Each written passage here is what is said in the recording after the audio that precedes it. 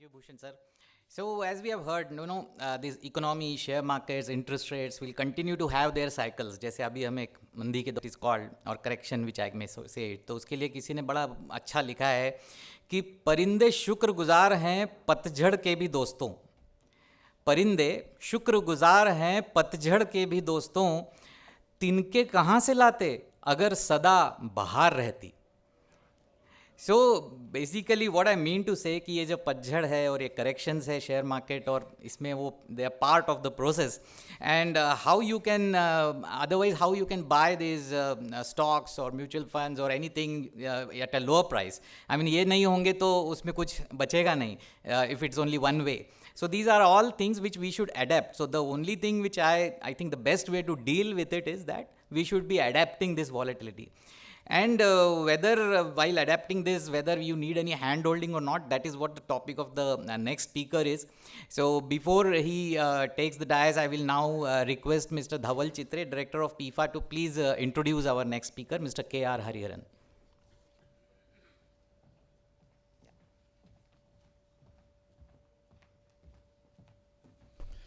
Thank you हर्षवर्धनजी. मित्रांनो, पुढचा आपला टॉपिक अतिशय इंटरेस्टिंग आहे, सारथी जरुरी है. आणि ह्या टॉपिकवरती आज आपल्याशी बोलण्यासाठी आज एक उत्तम वक्ता आपल्याला लाभलेला आहे. त्यांचं नाव आहे मिस्टर हरिहरन. ते ॲक्सिस म्युच्युअल फंडचे L&D सेगमेंटचे हेड आहेत आणि गेल्या 13 वर्षांपासून या इंडस्ट्रीमध्ये ॲक्टिव्हली कार्यरत आहेत. MBA फायनान्स हे त्यांचं क्वालिफिकेशन आहे आणि त्याचबरोबरीने त्यांनी CFP, CWM, NCFM, NLP practitioner असे बरेच त्यांनी क्वालिफिकेशन्स केलेले आहेत. या व्यतिरिक्त ते सुंदर लेखक आहेत मित्रांनो. त्यांचे पर्सनल ब्लॉग्स अतिशय छान आणि वाचण्यासारखे असतात आणि त्यांनी एक पुस्तकसुद्धा लिहिलेलं आहे ज्याचं नाव आहे मनी मुनी. फायनान्सबद्दल, मनी मॅनेजमेंटबद्दल सुंदर स्टोरीजद्वारे, सुंदर गोष्टींद्वारे त्यांनी त्याच्यामध्ये आपली मतं मांडलेली आहेत. आणि सगळ्यात महत्त्वाचं, आपल्या पुणेरी भाषेत म्हणायचं तर ट्रेनिंग आणि L&D सेगमेंटमधला अतिशय बाप माणूस आज आपल्याला लाभलेला आहे. त्यांनी जवळपास 600च्या आसपास ट्रेनिंग्स कंडक्ट केलेले आहेत वेगवेगळ्या फ्रॅटर्निटीजसाठी. मग त्याच्यामध्ये इन्व्हेस्टर्स आले, नॅशनल लेवलचे डिस्ट्रीब्युटर्स आले आणि त्यांचे विशेष टॉपिक्स म्हणजे फायनान्शियल प्लॅनिंग, गोल प्लॅनिंग आणि रिटायरमेंट प्लॅनिंग हे आहेत. आजच्या या विषयावरती खास त्यांना आपण निमंत्रित केलेलं आहे बोलण्याकरता, कारण तुमच्या आर्थिक उद्दिष्टांच्या स्वप्नरथांसाठी एक सारथी असणं का गरजेचं आहे ते आज आपण सगळेजण जाणून घेऊयात. टाळ्यांच्या गजरात स्वागत करूयात आपण मिस्टर हरिहरन सरांचं. टॉपिक आहे सारथी जरुरी है. Over to you sir.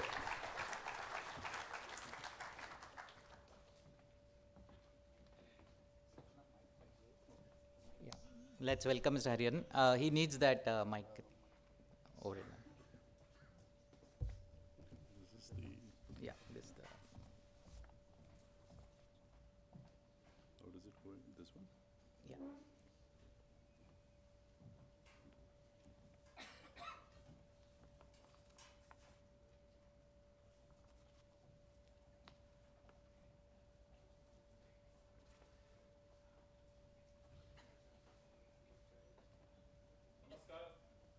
My sound audible? So namaskar. I can hear only 10 namaskars out of 400. Can we have another namaskar and good evening? Okay, so welcome all of you. Thank you so much Pifaa for getting me here and to talk about a very interesting topic. Sadati zaruri hai. Only one request. I would request all of you to participate as much as possible. कुछ सवाल पूछूंगा, ज़्यादा नहीं पूछूंगा, बस जितने सवाल पूछूंगा आप कोशिश करिएगा अगर जवाब देने के, because that is what makes the session very very interesting and exciting. Can I get that? All right, thank you so much. So let us begin. The topic of सारथी जरूरी, very interesting. Let's talk about what is a सारथी. आपके हिसाब से सारथी क्या कौन होता है? Who is a सारथी? हाँ, the driver. Okay, I heard some other name here. Advisor, okay. Companion, excellent, very good. So when we go to Google of Sarthi, Google says Sarthi is the one who rides a chariot. Then I said, let us figure something else, because I could get only one sentence in Google about Sarthi. So I tried to do this in Hindi, and when I put Sarthi in Hindi, it tells me that it is a Sati, it is a Sarathi, it is a Ratwan, it is a Rakshak. Can you guess what is the meaning of the word Sarathi in Marathi? हाँ, और चालक, अजून नंतर Google करून पहा तुम्ही, ठीक आहे? आता नाही करायचं, नंतर. अच्छा. Then when I said from an investment perspective, let us understand who is a Sarathi. And I said a Sarathi is the one who is a guide, who is a mentor, who is a coach, and is also a well-wisher. Okay? So we'll understand why as we go along in the next 20-25 minutes. And I'm sure when you paid attention to the earlier presentation, and all of you know this, ये वो slide है जो हमने काफी बार देखे होंगे अलग-अलग formats में. Can you guess what it is? The journey of Sensex, right from 1980 till I have taken till 31st of December 2021. और इस जर्नी में आप देखोगे 100 रुपए से शुरुआत हुई थी. It went to almost 58,000. We also know that in October 2021 it had gone to 62,000. मुझे बताइए, can you guess इस 42 साल में साल का रिटर्न कितना है इसका? What is the annual return that this Sensex has generated? और इसके पहले वाले प्रेजेंटेशन में वो नंबर आया था, हाँ? 15, yes, 15.6, absolutely, very nice. So it is 15.6%. This is the annual return generated by Sensex in the last 42 years. But मेरा सवाल आप सभी लोगों से ये है, आप सब ने निवेश किए होंगे, आप में से काफी लोग निवेश भी करना चाहते होंगे. कितने इन्वेस्टर्स को साल के 16% मिले हैं? आपको क्या लगता है? Can you guess? 5%? सब शांत हो गए? Does that tell me something? हाँ, अभी नेगेटिव है. अच्छा. All right. So studies suggest and data suggests that it is single digit percentage of investors who have actually got 16% per annum returns. मैं आपको घबरा नहीं रहा हूं कि आप छोड़ के भाग मत जाना यहां से. But there is something very interesting why this happens, जो हम discuss करेंगे. And that is why the topic is very relevant for all of us. Very few people actually end up creating wealth. एक तरफ हम चीख के बोलते हैं कि इक्विटी में पैसे डालो, इक्विटी से बढ़िया इन्वेस्टमेंट कुछ नहीं है, और दूसरी तरफ हम ये देखते हैं कि लोगों ने पैसे नहीं बनाए इक्विटी में. तो कोई तो सच बोल रहा है, कोई तो झूठ बोल रहा है ना? Yes or no? दोनों सच है. Right? And that is what we will understand why this happens. And to explain this, let us look at this wonderful graph. What you see on the left hand side is what all of us know. हम सब जानते हैं कि अगर मुझे equity में पैसे बनाने हैं तो जब बाजार नीचे होता है तो खरीदना चाहिए, जब बाजार महंगा है तो बेचना चाहिए. हम सब जानते हैं. बट रियलिटी में होता क्या है? आपको क्या लगता है ज्यादा करके इन्वेस्टर्स इक्विटी में कब आते हैं? जब बाजार नीचे होता है कि ऊपर होता है? ऊपर होता है. क्यों होता है? बिकॉज जब हम ऑफिस में हैं, सोसाइटी में, आपस में लोग चर्चा करते हैं. कोई एक व्यक्ति बोलता है अरे मेरा स्टॉक 200% रिटर्न दिया, फिर दूसरा कोई बोलता है मैंने इस म्यूचुअल फंड में डाला था, डबल हो गए पैसे. अब इस इंसान ने आज तक कभी इक्विटी में इन्वेस्ट किया ही नहीं था, लेकिन वो ये सब सुन रहा है, और जैसे ही ये सुनता है उसको लगता है बहुत आसान है इक्विटी में पैसा बनाना, मैं भी जाके इक्विटी में पैसे लगाता हूं, मैं भी म्यूचुअल फंड में निवेश करता हूं. बट ये सब कब हो रहा है? जब माहौल बहुत अच्छा है, बाजार ऑलरेडी ऊपर जा चुका है. अब वो भाई साहब एंटर करते हैं जब बाजार ऑलरेडी चढ़ चुका है, उसमें कोई गलत नहीं है. और जैसे ही बाजार वो पैसे निवेश करता है, कुछ लोगों के नसीब होते हैं ऐसे कि जहां पाव रख दिया उस इंडस्ट्री में फिर गिरावट स्टार्ट हो जाती है. तो उसने मान के चलिए 1 लाख रुपए निवेश किए, 6 महीने के बाद बाजार टूटा, 90,000 पे आ गया. अब बाजार में सेंटीमेंट क्या है? नेगेटिव है. सब लोग बोल रहे हैं रशिया यूक्रेन क्राइसिस है, इन्फ्लेशन है, यूएस में 40 साल का इतना इन्फ्लेशन नहीं हुआ, वगैरह वगैरह, दुनिया भर के रीजंस है. अब यही वो इंसान सब कुछ सुन रहा है. अब उसके दिमाग में क्या आ रहा है? 1,90,000 हो गया, लोग इस हिसाब से बात कर रहे हैं, लगता है 90 का 80 हो जाएगा, 80 का 70 हो जाएगा। एक काम करते हैं, 90 लेके निकल जाते हैं। So he is entering when the market is high and is leaving when the market is low. यही साइकिल वो दोबारा रिपीट करते जाता है, पैसे कब बनाएगा फिर? And this is what happens. There is this behavioral gap, difference between investment returns and what investor has actually got. US में एक स्टडी की गई थी जिसका नाम है दलबार स्टडी। उन्होंने 20-20 साल के डेटा एनालाइज किए और उन्होंने ये पता किया कि जो इन्वेस्टमेंट का रिटर्न है और जो एक्चुअली इन्वेस्टर्स को मिले हैं उसमें 5% साल का गैप है, 5% पर एनम। आप उसको कंपाउंडिंग करके देख लीजिए। इंडिया में ऑफिशियल डेटा नहीं है, लेकिन कुछ डेटा या स्टडी ये बताते हैं कि इंडिया में ये और भी ज्यादा है। It is about 8 to 9%। The difference between what investors have got and what the investment has delivered, that's called behaviour gap. ये बिहेवियर किसका है? इन्वेस्टर का है। So what is this behavior? Let us understand. If behavior is so critical, let us understand with the story of two investors. And this is a real life incident which happened in US. The first story is about a lady by the name of Grace Groner. इस महिला के बारे में थोड़ा आपको information दे दूं। ये जब 12 साल की थी, इसने अपने माँ बाप को खो दिया और किसी रिश्तेदार ने क्या किया, इस बच्ची को जाके ऑर्फनेज में बिठा दी। अब जब बच्चा के पेरेंट नहीं है तो सबसे बड़ा इंपैक्ट कहां पे होता है? एजुकेशन पे होता है।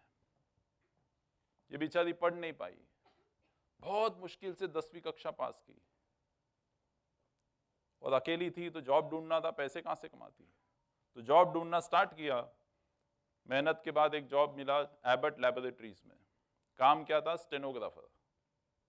लग गई इस जॉब पे। जीवन भर एक बहुत ही सरल सिंपल लाइफ इन्होंने जिया। कभी भी प्राइवेट गाड़ी खरीदी नहीं, पब्लिक ट्रांसपोर्ट का इस्तेमाल करती रही। शादी नहीं की, सिंपल 1 बेड अपार्टमेंट में रहती थी। 60 साल की उम्र में इन्होंने रिटायरमेंट ली। पता नहीं इनको क्रिकेट का शौक था, अपने जीवन में सेंचुरी मार के गई, 100 साल तक जी थी। She died after the age of 100। और जब इनकी मृत्यु हुई, इनका न्यूज आया। न्यूज इसलिए था बिकॉज इन्होंने $7 मिलियन एज चैरिटी वो अपने स्कूल को छोड़ गई। उसने अनुभव किया कि पैसे नहीं तो पढ़ाई नहीं हो सकते। उसने बोला जो गरीब बच्चे हैं उनकी पढ़ाई की देखभाल की जिम्मेदारी मैं उठाती हूं। $7 मिलियन। इतना पैसा आया कहां से? क्या लगता है आपको, क्या किया होगा? इक्विटी। तो इन्वेस्टिगेशन स्टार्ट हो गई, इतने पैसे आए कहां से? After lot of research, as you rightly said, ये पता चला कि इस महिला ने अपने जीवन में बहुत ही एक सिंपल काम किया था। जब ये 23 साल की थी, उसने उसी कंपनी जिसमें वो काम करती थी उसके 3 शेयर्स खरीदे, only 3 shares. And for the next 75 years उन्होंने ये शेयर्स को नहीं बेचे। 75 years is 3/4 of a century. इतने साल उन शेयर्स को अपने पास ही रखा। आप इमेजिन कर सकते हो कितनी बार डिविडेंड आया होगा, बोनस आया होगा, स्टॉक स्प्लिट हुआ होगा। उसने एक भी बार बेचा नहीं उसको। वो पैसा बना $7 मिलियन। हम भी जब निवेश करने आते हैं, हम भी यही सोच के आते हैं 20 साल, 25 साल, 30 साल के लिए निवेश करेंगे। अगर मैं आपको बोलूं सर 75 ईयर्स के लिए निवेश करो, 30 साल भी अगर मैं आपको बोल दूं, आपको ऐसा लगेगा कि मैंने आपका एक किडनी मांग लिया है। अरे इतना टाइम कौन रुकता है? 30 साल, 25 साल, कुछ शॉर्टकट बताओ ना सर। तो इस महिला ने वो डेमोन्स्ट्रेट किया कि लंबे समय में पैसा बनता है, अब सब जानते हैं। बट इस महिला ने उसको डेमोन्स्ट्रेट करके दिखाया। उसने अपने बिहेवियर को कंट्रोल किया, अपने इमोशंस को कंट्रोल किया। कोई फिजूल खर्च नहीं की उसने, और वो पैसा सामने आपके। इनके मृत्यु के कुछ हफ्तों बाद एक और इंटरेस्टिंग स्टोरी आया यूएस में। ये स्टोरी था एक जेंटलमैन जिसका नाम है रिचर्ड फुस्कोन। अब इनके बारे में थोड़ा बैकग्राउंड बता दूं आपको। इन्होंने पढ़ाई की from the university of Chicago, और पढ़ने के बाद इनकी नौकरी लगी एक इन्वेस्टमेंट बैंकिंग फर्म जिसका नाम है मेरिल लिंच। इस कंपनी में इनकी नौकरी लगी। इतने सक्सेसफुल थे अपने करियर में कि कुछ ही सालों में वो vice chairman of Merrill Lynch बन गए और इतना पैसा बना लिया था कि 40-42 साल में उन्होंने रिटायरमेंट ले ली। हम में से काफी लोग सोचते हैं 45, 40, 50 में रिटायरमेंट ले ले, इन्होंने ले ली। इतने सक्सेसफुल थे। इन्वेस्टमेंट बैंकिंग फर्म में थे, फाइनेंस के बारे में सब जानते थे, टेलीविजन में आते थे, एडवाइस देते थे, एक्सपर्ट बन गए थे वो। अब इनका न्यूज क्यों आया? बिकॉज रिटायरमेंट के कुछ साल बाद इनके सारे पैसे खत्म हो गए और इन्होंने पर्सनल बैंकरप्सी डिक्लेयर की। बोले मेरे सारे पैसे खत्म हो गए, जो बचे कुछ वाइफ के कुछ गहने बचे हैं बस। ये न्यूज बन गया। इसलिए न्यूज बना बिकॉज ये एक एक्सपर्ट थे इन्वेस्टमेंट के ऊपर, फिनेंस के ऊपर, लोगों को एडवाइस देते थे, लेकिन खुद के पैसे खत्म हो गए। अब आप दोनों कहानी देख लो। एक तरफ ग्रेस ग्रोनर थी जिसको इन्वेस्टमेंट का एबीसी नहीं पता था, और दूसरी तरफ रिचर्ड फोस्को ने जो एक्सपर्ट है इन्वेस्टमेंट के, फिनेंस के। एक के पास पैसे बहुत बने, दूसरे के पास पैसे ही नहीं बचे। तो what differentiates between both of them? क्या लगता है आपको? The behaviour, absolutely. तो it is a behaviour which demonstrates कि इन्वेस्टर पैसे बनाएंगे कि नहीं बनाएंगे। ये एक ही इंडस्ट्री है जहां पे आपके एजुकेशन, क्वालिफिकेशन, प्रोफेशन का वेल्थ क्रिएशन के साथ कोई कनेक्शन नहीं है। Anybody and everybody can create wealth provided हम उस बिहेवियर को कंट्रोल कर दें। Do you agree with me? आवाज से थोड़ा कम लग रहा है। Very nice. So it is important to understand how do we behave. And therefore, when we talk of behavior, behavior है क्या? It is what you and I do. If it is what you and I do, it is essentially an action. And if it's an action, it is a decision. So let us understand how do we take decisions. एक छोटा सा simple सवाल आप लोगों के पूछने वाला हूं, पार्टिसिपेट करिएगा इसमें। Okay? Very simple question.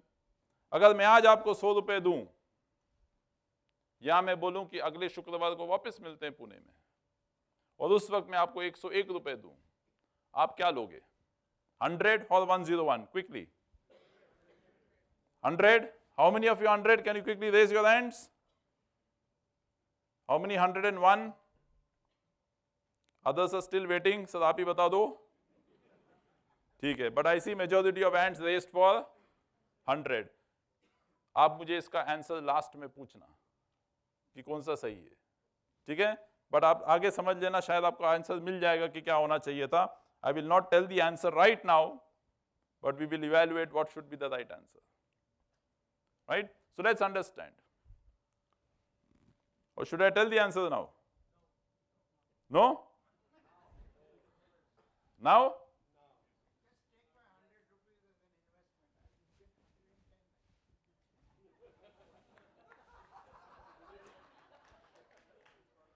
All right, so I will wait for some time before I disclose the answer. But let's understand how behavior happens. How does our mind work? With an example from football. India थोड़ा cricket का nation है, but मैं थोड़ा football का example लेता हूँ। बारिश का मौसम है ना, तो फुटबॉल खेलना ज्यादा मजा आता है। तो ये बताइए, फुटबॉल में पेनल्टी शूट आउट कब होता है? When the match is a tie, जहां रिजल्ट नहीं आती है। तो आफ्टर प्लेइंग फॉर 90 मिनट्स कोई रिजल्ट नहीं आया, the match goes into extra time. Extra time में भी कोई रिजल्ट नहीं आया, the match goes to penalty shoot out. और इस पेनल्टी शूट आउट के माध्यम से मैच का डिसीजन होने वाला है। अब ध्यान से समझिएगा इसको। अब इस पेनल्टी शूट आउट में दोनों टीम में से 5-5 प्लेयर को मौका दिया जाता है, और सामने वाले टीम का गोलकीपर इसको रोकने की कोशिश करता है। और ये पेनल्टी शूट आउट चालू होने के पहले 10-15 मिनट का समय होता है जब वो स्ट्रैटेजी बनाते हैं। तो ये जो गोलकीपर है बहुत क्रिटिकल है, इसलिए वो फुटबॉल टीम का कोच इस गोलकीपर के साथ कुछ समय बिताता है। वो उसको लेके बैठता है और कुछ समझाता है। लेट अस अंडरस्टैंड वो क्या समझाता है। कोच इसको बताता है गोलकीपर को हिस्टोरिकल डेटा, मतलब जब जब पेनल्टी शूट आउट हुए हैं पास्ट में, ये पाया गया है कि जो स्ट्राइकर है वो लगभग 39% समय गोलकीपर के लेफ्ट में बॉल मारता है, 32% समय गोलकीपर के राइट में बॉल मारता है और लगभग 29% बॉल सीधा जाता है। ये हिस्टोरिकल डेटा है। इसी के साथ साथ कोच ये भी समझाता है अगर 39 और 32 राइट और लेफ्ट है, you are experienced enough to know कि जब स्ट्राइकर बॉल मारता है वो इतने तेजी से मारता है that it takes less than a second for the ball to reach the goal post, और इसलिए ये नामुमकिन है टू जज बॉल लेफ्ट आएगा या राइट आएगा। बट इंटरेस्टिंग डेटा ये है कि 29% ऑफ द टाइम बॉल सीधा आने वाला है। अगर बॉल सीधा आने वाला है, गोलकीपर को बोला जाता है तुम्हें कुछ नहीं करना, गोल पोस्ट के बीच में खड़े हो जाओ, जो बॉल सीधा आएगा उसको बस रोक लो, ढकेल दो। ये लेफ्ट और राइट का भूल जाओ। If you save 29% of the shots, will the team win or lose? क्या लगता है आपको, अगर मैं 30% शॉट्स को रोक दूं ऐसे goalkeeper, will my team win or lose? जहां प्रोबेबिलिटी 0 हो सकता है राइट और लेफ्ट का, I am giving you a certain 29% which is going to come straight, कुछ नहीं करना है, the probability of winning increases. तो गोलकीपर को बोला जाता है तुम कुछ मत करना, just stand in the centre, what ever come straight deflect. Goalkeeper को पूछता है, कोच पूछता है समझ में आया, कल्ला का दुला, ओहो काय करणार, काहीच नाही करणार, सेंटर मध्ये उभा राहणार, जे पण शॉट्स डिरेक्ट येणार त्याला फक्त डिफ्लेक्ट करणार। बोले very good, go ahead. Now the goalkeeper is coming to the stadium, and let us see what the goalkeeper does in the penalty shootout. Focus on the number at the top.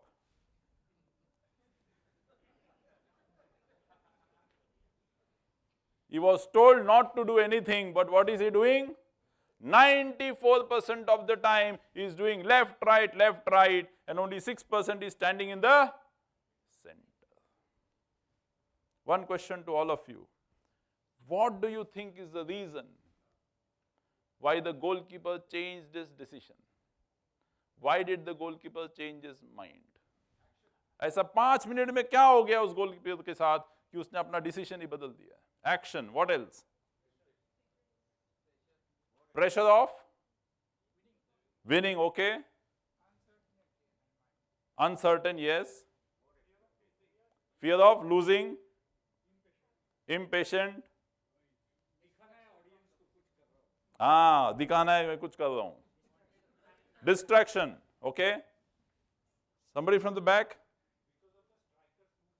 Because of the striker movement is trying to guess. Right. Now, he was clearly told, and he is also experienced enough, कि left right नहीं जमने वाला है. What happens? Let us understand. So the goalkeeper is coming to the stadium. और जैसे ही वो stadium में वापस एंटर कर रहा है, उसकी नजर पड़ रही है स्टेडियम में, जहां पे 10,000 लोग बैठे हुए हैं. इसके अलावा लाखों लोग घर पे बैठे हैं सोफा में. और शाम के टाइम जनरली ये मैचेस होता है, शायद उनके पास और कुछ कलर के ड्रिंक्स भी होंगे अपने पास. ऐसे माल में वो बैठ के मैच देख रहे हैं, पेनल्टी शूट आउट है, मैच का डिसीजन इसमें होने वाला है.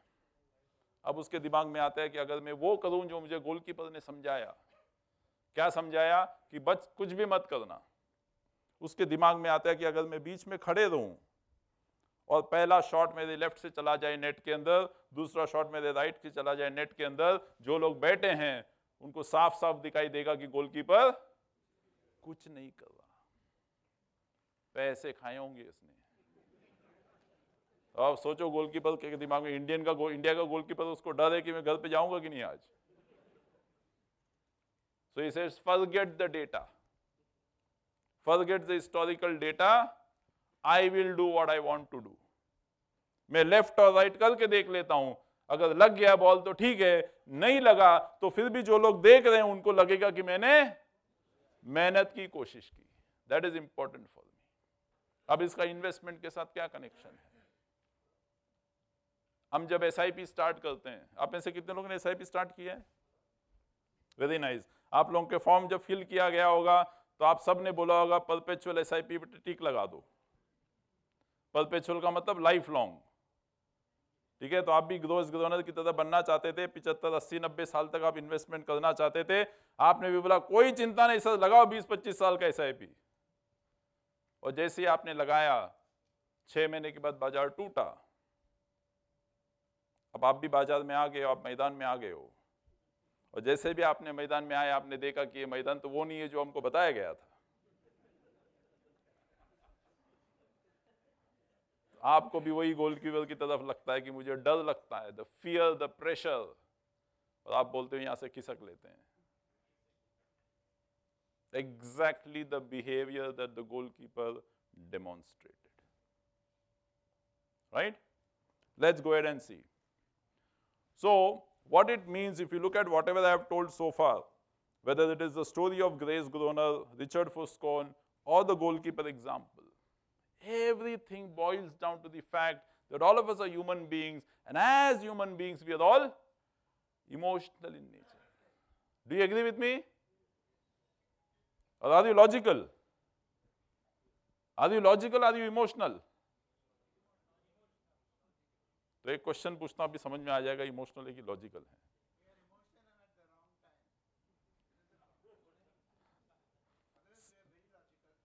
एब्सोल्युटली, सर ने एकदम डिप्लोमेटिक आंसर दे दिया। Absolutely, very nice. So this is again investors' worst enemy. Please remember, is not the stock market. We have already seen in the previous presentation, India से बेहतर story नहीं हो सकता है। All right. So what is going to prevent all of us from creating wealth is our own emotions.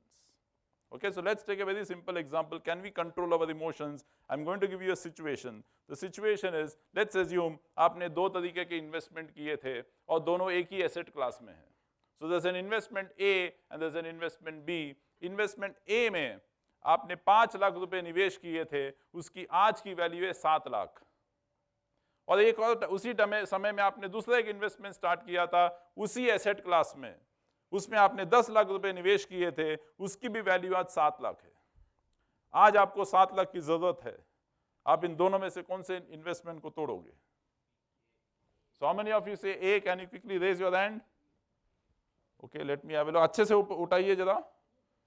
Okay, how many of you will break B? हाँ. So I see only few people sitting in the front row saying B. All others sitting in the back, बिंदास हाथ उठा लिए A के ऊपर. Yes or no?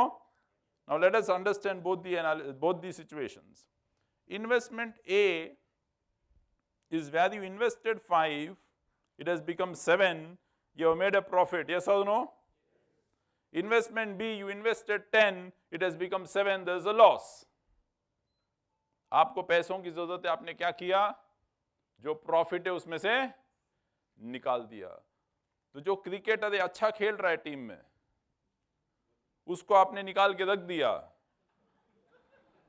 और जो दूसरा प्लेयर है जो शायद खेल ही नहीं रहा है, उसको बोला एक और मौका देख लेते, नया है छोकरा, उसको देते एक और चांस, आज नहीं तो कल खेल ही लेगा वो. What should we do ideally? So if invest both of them are the same asset class, both of them started at the same time, B is clearly not performing, तो आपके टीम में नहीं होना चाहिए वो. So it's just an example to prove that all of us are emotional in nature. It's an emotional decision because we never want to book losses. We never want to book losses. आपने अगर stock market में आपने निवेश किया होगा, आपने काफी बार कहानी सुनी होगी ऐसे लोगों की जिन्होंने ऐसे स्टॉक्स लेके रखे हैं. मैं मेरा ही एग्जांपल देना चाहता हूँ. मेरे पापा ने जब मैंने शुरुआत की थी स्टॉक्स में, मेरे पापा ने बोला डीमैट अकाउंट खोल लो, and I was 21 that time. मैंने खोल लिया. फिर उन्होंने बोला I want to gift you 1500 shares of Monalisa Infotech. मुझे कुछ पता नहीं था, मैं बहुत खुश हुआ. मेरे भाई को कुछ नहीं दिया, मेरे को 1500 शेयर्स उसी टाइम दे दिए. डीमैट ट्रांसफर हुआ, और जब मैं इस इंडस्ट्री में आया पता चला कि मोनालिसा इन्फोटेक जैसी कंपनी है ही नहीं आजकल बाजार में। फिर मैं बहुत कोशिश किया, फिर एक दिन पता चला कि उसका भाव 25 पैसा है। आपको क्या लगता है मैंने वो शेयर बेचे होंगे कि नहीं बेचे होंगे? अभी भी पड़ा है मेरे पास। तो मैंने डिसाइड किया मेरी बेटी को दहेज में दे दूंगा वो।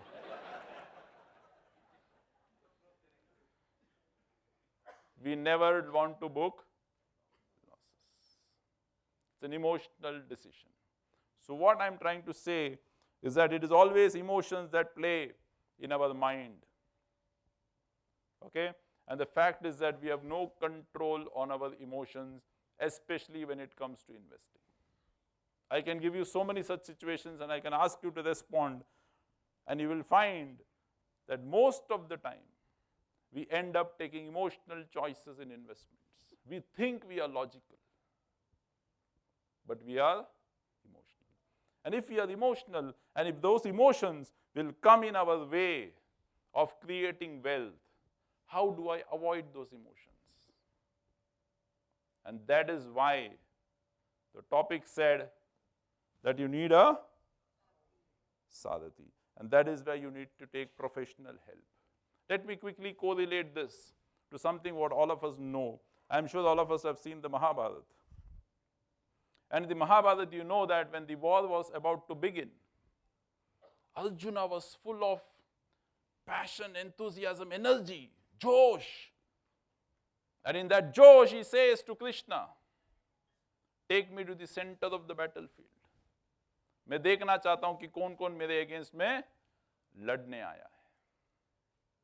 So Krishna obliges, no worries, let me take you. He takes him to the center. And the moment he reaches the center, he sees on the other end his Kaurava brothers. मेरे ही भीष्म पितामह जिसके गोदी में मैं खेलता था, मेरे ही गुरु, सब लोग हैं उस साइड में. And the moment he sees all of them, he is overwhelmed with emotions. He becomes sentimental. Krishna को बोलता है कि मुझे नहीं लड़ना, चले जाते हैं वापस. What is the use of killing my own people? ऐसा जीत के भी क्या फायदा, ऐसे राज्य को लेके भी क्या फायदा. Let's go away from this battlefield. And that is where Krishna, through the Bhagavad Gita, advises, coaches, mentors, guides Arjuna. He tells him that it is important for you to fight this. There is a choice you have in front of you. If you exit and leave, history will remember you as a coward. But if you fight, and even if you lose, history will remember you as a warrior. तुम क्या करके जाना चाहते हो? It is then that Arjuna understands and follows the instruction of Krishna. Imagine if Krishna was not there for Arjuna, what would have happened? Very important, because that battlefield is similar to the battlefield that you and I will face in the stock markets. It's a battlefield every day. You see, bloodbath, ऐसा news आता है. Bloodbath क्या है? Stocks have fallen. And when the stocks have fallen is where we face the biggest challenge in life. क्या करूं अब? Therefore, when you have an hand holding, when you have a mentor, you have a coach, you have a distributor, a Sadhati who can guide you during tough times, your journey will become much smoother. ऐसा नहीं कि वो बाजार को उतर पलट नहीं कर सकते हैं, but they will guide you, they will keep consistently telling you कि अभी आप इसको मत बेचो. It is not for their benefit, it is for your benefit that they are guiding you. And therefore, it is important for all of us as investors to have a Sadhati, a guide. Because markets will not be unidirectional. पिछले 2 साल में काफी लोग बाजार में आए, वो लोग लगे कि they have become champions in the market because they have seen only one-way traffic. But the cycle changes is when you need the advisor the most, you need the mutual fund distributor the most, you need the Sadhati the most. Right? Just to sort of conclude what we have discussed, before I end, this is my last slide.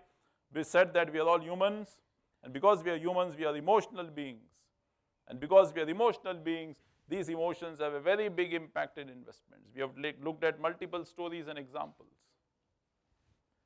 And those emotional decisions can be very, very disastrous in the wealth creation journey. And that is what explains why very few people end up making money in the stock markets. Right? And therefore, Sadati zaruri hai. Take the help of a professional. Right? So with that, I conclude my presentation. Thank you so much for your time. I think I'm ahead of time, right? So let's go back to that 100 and 101. What is the difference between 100 and 101? 1 rupee. So 1 rupee on 100 is how much percentage? And what is that return? In how many days am I giving you 1%? 7 days. So 1 week, 1%, annualize it. What is the return? 52%. So all those people you said 100 today, you rejected 52% returns. इसमें 2 reason हो सकते हैं. एक, आपको लगेगा कि हरी तो झूठ बोल रहा है, अगले फ्राइडे थोड़ी आने वाला है पुनः 101 रुपए लेके. या आपने सोचा होगा वो 100 रुपए लेके मैं इन्वेस्ट करता हूं, I will generate better returns. If you get a product which is more than 52%, आप मुझे भी बताना, मैं भी उसमें डालना चाहूंगा. Right? Any questions? 2-3 minutes we have got. Any questions? I can take some questions, right, sir? Yeah. One question? Okay, 1 or 2 questions quickly if you have got. पूछने के लिए मत पूछना. हाँ जी sir. Most of the investors, because of the behavior, have fallen by 6 to 8%. Yes. So their net return has been 8%, which is in line with FD. Correct. Okay, and which is also in line with inflation. Now, how do you correlate? If the behavior was much better, we would have made much better money. Is logical. Absolutely. And very true. But how do you overcome that situation? What could be the safeguard that you must take? One is that if you can manage emotions, then you manage your finances individually. But most of us will not be able to do it. So therefore, there are different tools that you can use. One is you can do asset allocation, because markets can be choppy. But when I have different assets in my portfolio, some of the assets will continue to contribute and my overall portfolio can look better. The other is definitely take the help. Now, let me just sort of correlate this. How many of you know a doctor who operates his own son? अगर उसको operation करना पड़े, खुद के बच्चे की operation करते हैं कि नहीं करते हैं? वो दूसरे डॉक्टर के पास ले जाते हैं. Despite the fact that he is an expert, उसको पता है कि ऑपरेशन कैसे करना है, बट वहाँ पे बच्चा है, इमोशन अटैच हो जाते हैं, उसको लगता है कुछ गड़बड़ हो सकता है, so let me go and take him to another doctor. So most of us will feel that मुझे काफ़ी चीज़ पता है. Let me tell you, I also have a distributor who is managing my money, because I am also emotional. Getting it? Right, sir. Right? Anything else? No? Thank you so much. Yes, sir, you asking something? All right. So thank you so much. Bye-bye. Thank you, Hari sir. Please wait for the felicitation, sir. Yeah. So may I request Mr. Dhananjay Kare and Manoj Munot, directors Pifaa, to please come ahead and felicitate Mr. Hariharan.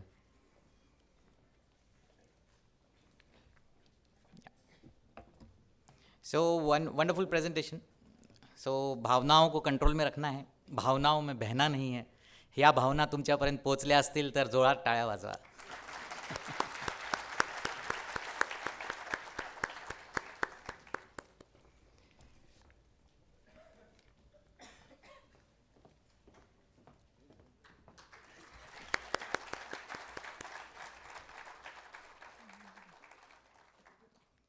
Great. So well, let's move ahead.